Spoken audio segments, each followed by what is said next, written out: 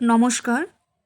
আমার আজকের আলোচনার বিষয়বস্তু, বাস্তুতে যদি দক্ষিণ দিকে কিচেন করা থাকে তাহলে পরিবারের মানুষেরা কি কি সমস্যার সম্মুখীন হতে পারেন অথবা কোন কোন অপরচুনিটি পেতে পারেন।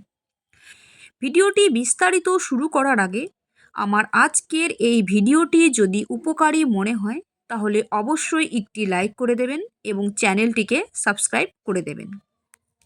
বাস্তুশাস্ত্র মতে বাস্তুর যথাযথ দিক অর্থাৎ দক্ষিণ দিকে যদি কোনো বাস্তুতে কিচেন করা থাকে তাহলে সেটাকে ভীষণ শুভ বলে মনে করা হয়।